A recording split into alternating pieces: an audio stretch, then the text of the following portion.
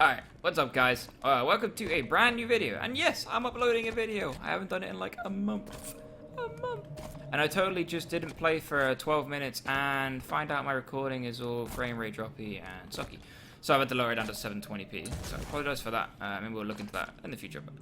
So today, as you may have already seen from the title and see what map we're on, we're on Fathom. We are going to be going over jumps. A couple jumps that I feel like some people would appreciate some explaining from my point of view. I've seen a lot of people, oh not a lot of people, quite a few people from my stream, they ask like how do I do certain jumps, and you know, I thought I'd give you guys my like my thought process about doing these jumps and stuff like that.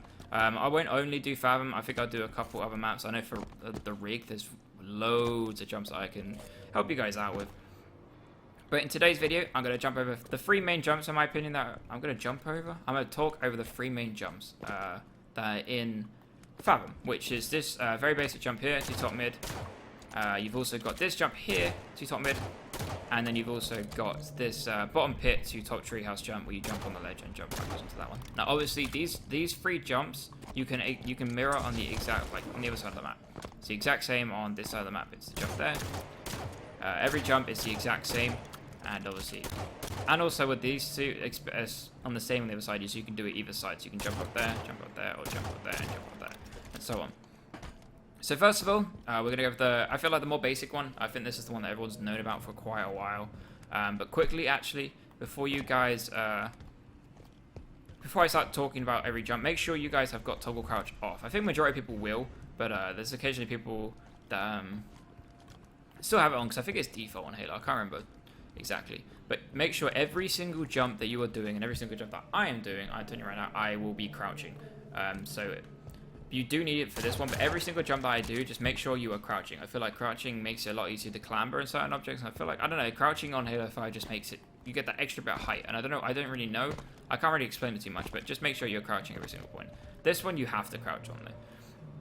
So this one's quite simple. You have to, you just have to run. You don't have to sprint. You just have to run. Crouch on the top of this slant right here, and then jump again and climb to the top mid. So, but when you land on this one, you have to be crouched. I'll just end up crouching anyway from when I leave the floor, but you don't necessarily need to. So right here, I jump, I hold on to crouch, and then I jump again. I land on the top mid. Very, very, very simple. I feel like a lot of people caught onto this one quite early. This was like I remember we found this, Flamesword found this jump out when we went to Seattle to play Halo 5 before release, when we played against Optic. We got to run around the maps and see all these cool, you know, have a look around and see all the jumps. That's when I found out about that one, but I wasn't really like, I wasn't really perfect at doing it. I did it once and I was like sat there like pretty damn chuffed myself. Also, for this jump, you don't have to land around there. You can actually do the jumps. You can land about here, which can confuse the enemy team. So say if someone's up here, they're aware of you doing the jump, so look at the radar. They might be pre-aiming towards this spot or pre-nading towards that spot. But then like you could actually just confuse them by jumping up here. It doesn't really confuse them too much, but you know, like it varies. You know, it can confuse, it can catch them off guard and maybe give you that extra shot advantage or something like that. Then also there is this jump right here to top mid, which is another way of getting also to top mid. But as you can see, it's the exact same on the other side. As this bit here, you can see how my character is going up a little bit. You have to be on top of this middle center to be able to hit this jump, because that little bit of height allows you to get the crouch into this area. So for this one, you have to make sure you are crouched inside of this gap right here, and I'm still holding down on the crouch. I don't need to, I've let go now, but I hold it down just because it's my, like, just the way that I do it. And then if I jump right now, so for example, I'm pressing jump, I can't get the height to get the clamber on that one. So this jump's a bit more trickier, because you have to get inside of the area, and you have to actually go slightly, so for me, I go slightly backwards, to the point where my character's like, just come out of crouching, which allows me to get that extra height to get the clamber up top. It's very like split second decision, like button management you've got to do. So literally the second your character is started to stand up, you've got to jump and get the clamber off. I feel like that's a different way of getting to top mid. It's just like I said before, it's just another way that someone you can catch someone off guard by doing this jump. Also, you can sort of just play like kind of tricky, where if someone's about to, I don't know if they can actually see your legs, to be honest. If someone's about to get a new railgun, they're about to come out, you can just drop down and back smack them. But then you can do that from top mid anyway, so yeah. And then the final major jump that I want to go over is this bottom pit to top treehouse. This one is probably the hardest out of the three, in my opinion. I feel like a lot of people struggle to do this one because it is quite hard, but once you get used to it, I feel like you'll be doing it every time. Well, I don't even do it every time, and I've been doing it for months. But that's the jump right there. Just a quick showcase for you guys. So this jump right here, I know a lot of people. There's a lot of people that are trying it. They'll be like going like this, trying to stabilize it up there. Try and sprint their way out there. It's like there's loads of different ways of trying to do it, but the way that I do it, I feel like it's the easiest. It's kind of hard to explain. Basically, I will just like, once I've got it once, you know, it's sort of thing I do every single time now, and it's kind of weird to explain. But as always, I'm holding down crouch. I just walk backwards and just like spam the clamber button. Now, every single time I don't necessarily hit it, but like once I do it over and over, I feel like I hit the angle. Literally, you don't need to move your right analog stick at all. You're literally relying on your jump button, your crouch button, and your left analog stick. You don't have to move the right analog stick at all, obviously, unless there's someone up there and you're pre-aiming to go towards them. Say, for example, this one right here, you move your analog stick then. But it's all about the angle that you're jumping backwards from. And I find it easier to do it backwards, like I said before, because like some people try to do the stabilized sort of way, where they go around there and stabilize it and try and hover for a while or whatever. But I find it easier to do it backwards. Plus, then you're ready to shoot at anything that's coming towards you.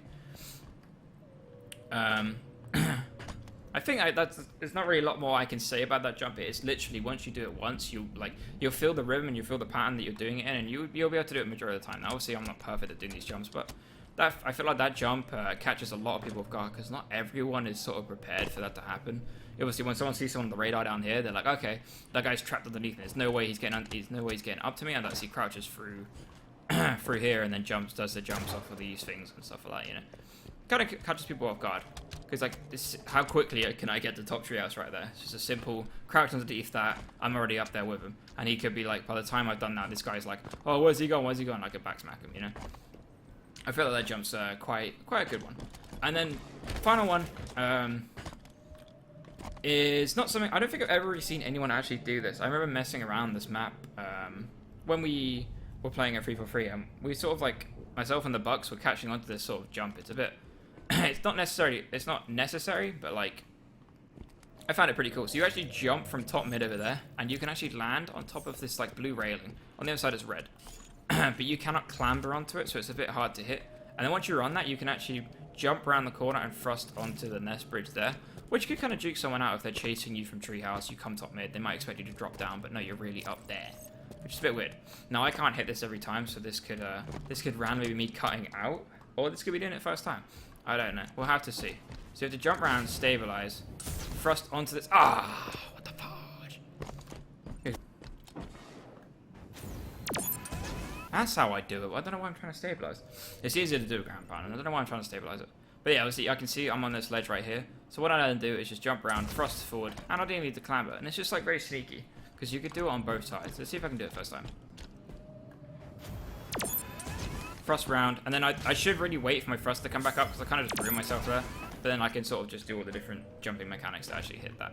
So I found that jump pretty cool. I feel like that's a pretty... It takes time, and it's maybe not that efficient, but it's a pretty cool jump. I don't think I've ever seen anyone sort of do that. But you never know.